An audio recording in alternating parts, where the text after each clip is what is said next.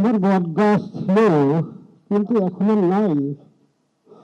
এমন ঝড়ে ভেঙে চুরমার হয়ে গেল বাবা, আল্লাহর কাছে আমি কি কথা বলবো। আমার বাবা খুব একটা সৎ একটা বাবা ছিল, আমার দেশের লোক, সগের ছাড় আমার গ্রামের। আমার বাবার কথা বললে আর শেষ করার মতন কোনো কায়দা আমার নেই। আমার বাবা এমন একটা কথা বলে গিয়েছিল, যাওয়ার সময় বলছিল, বাবা তুমি চিন্তা করো না, তোমার ভাগ্যে আমি যাতেছি তার ছোট ভাইয়ের একটা পথ ধরানোর জন্য এই কথা বলে গেছিল। আসার পর আমি একটা পথ ধরাবো, আমার মেয়ে ছোট, তাকে বলে গেছে, আপু চিন্তা করো না, আমি তোমার জন্য বিয়ের একটা হার নিয়ে আসবো। আমার চুরমার হয়ে গেল সব কিছু। আমার সরকারের কাছে আবেদন, আমার ছেলে যে আশা করেছে এটা আশা পূরণ করার জন্য খুব আমি একটা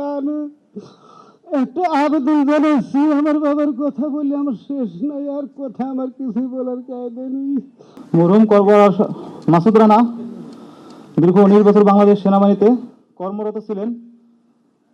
তার কাজে কর্মে এবং কথাবার্তায় যদি কারো মনে কোনো রকম কষ্ট দিয়ে থাকে, আপনার আল্লাহর মেহেরবানিতে তাকে ক্ষমা করে দেবেন। এবং তার কাছে যদি কোনো দেনা পানা পেয়ে থাকেন, আমার কাছেও বলতে পারেন এবং 9 বেড়ে সিওর স্যারের কাছেও বলতে পারেন। আমার বড় ভাইয়ের একটি 8 বছরের কন্যা সন্তান রয়েছে। সর্বশেষ আপনারা সবাই আমার বড় ভাইয়ের জন্য দোয়া করবেন এবং আমার পরিবারের জন্য দোয়া করবেন। এই বলে আমার সংক্ষিপ্ত কথা শেষ করছি। 16 বছর থেকে এই সেনাবাহিনীতে কাজ করে আছেন। উনি চলার পথে যদি কারো মনে কষ্ট দিয়ে থাকেন, তাহাকে আল্লাহর কাছে সবাই মাফ করে দেবেন। আর উনি ছিল ওনার পরিবারের সবচেয়ে বড় ছেলে। উনি বড় ছেলে, ওনার একটা ছোট ভাই, একটা বোন এবং স্ত্রী, 2টা সন্তান, একটা 2 বছর আর একটা 12 বছর। স্যার আপনাদের কাছে বিশেষ মেহরবানি স্যার, আপনারা যদি কাইন্ডলি একটু তার ফ্যামিলির দিকে একটু তাকান স্যার। ওর দুই ছেলেই আর্মিতে, এই দিক থেকে ও খুব গর্বিত ছিল। আজকে নুরুল ইসলাম মন্ডল, কর্পোরেট নুরুল ইসলাম মন্ডল বেঁচে থাকলে হয়তো আরো গর্ববোধ করতো যে তার ছেলে শহীদ হয়েছে, বাংলাদেশের জন্য তার জীবন আত্মোৎসর্গ করেছে। আমরা তার রুহের মাগফিরাত কামনা করি, আমরা সবাই দোয়া করি। ফ্যামিলিটা খুব নিরি ফ্যামিলি। শান্তবন্ডের মা এই 2 ছেলেকে বুকে রেখেই তার সংসার চালাচ্ছিল। একটা হাত তার ভেঙে গেল। আপনারা সবাই দোয়া করবেন, চাকরিগত যে সমস্ত সুযোগ সুবিধা থাকে সেটা যাতে সহজ হয়, ইজিলি পায়, এদিকে কনসার্ন অথরিটি লক্ষ্য করবেন, এটুকু প্রত্যাশা রেখে আমি আমার বক্তব্য শেষ করছি। নিহত মেসোয়াটার জাহাঙ্গীর আলম আমার ভগ্নিপতি হয়। আমার ছোট বোনের সাথে তার সংসার ছিল প্রায় 7 বছরের। আজ সে চলে গিয়েছে। তার 3 বছরের একটি পুত্র সন্তান রয়েছে।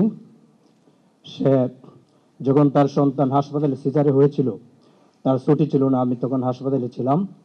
সে আমাকে বলেছিল, ভাইজান তার নাম রাখবেন না। আমি তার নাম রেখেছি, আমার স্যারের নাম ইরফান, তার নাম ইরফান রেখে দেন। বাহিনীর প্রতি তার এত আনুগত্য ছিল। আপনাদের সাথে সে সময় কাটিয়েছে। যদি যার চলাফেরায় কেউ কষ্ট পেয়ে থাকেন, তাকে ক্ষমা করে দিবেন। আল্লাহর কাছে দোয়া করবেন যেন আল্লাহ তাকে শহীদের মর্যাদা দান করে। জাহাঙ্গীর আলমের স্ত্রী রয়েছে। আপনারা জানেন যে নারীর স্ত্রী নাই, পৃথিবীতে তার আর কিছু নাই। তার জন্য এই পৃথিবীটা অন্ধকার। এই জন্য আমার বোন আজ বিধবা হয়ে গিয়েছে, আমার বাগনা বাবা হারা হয়েছে। আপনারা তাদের প্রতি সবসময় দৃষ্টি রাখবেন, তাদের সুখে দুঃখে খবর নেবেন। আমি পরিশেষে এই সুখ সন্তপ্ত পরিবারের প্রতি, আমার ভাতিজা সবুজ ওয়াশিংম্যান হিসেবে বগুড়াতে চাকরি করছেন।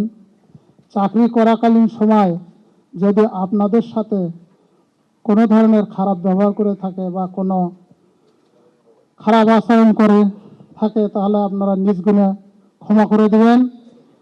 সে আজ পৃথিবী থেকে চলে গেছে, আমাদের পরিবারের কাছ থেকে চলে গেছে। তার একমাত্র বৃদ্ধ মাতা এবং সে নতুন বিবাহ করছিল।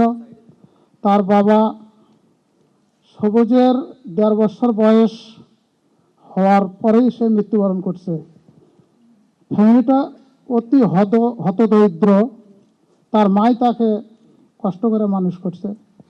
আমি সেনাপ্রধান স্যারের কাছে আবেদন জানাবো, তার ফ্যামিলিটার প্রতি যদি সুদৃষ্টি রাখেন, তাহলে তার মা, তার স্ত্রী যাতে ভালোভাবে চলতে পারে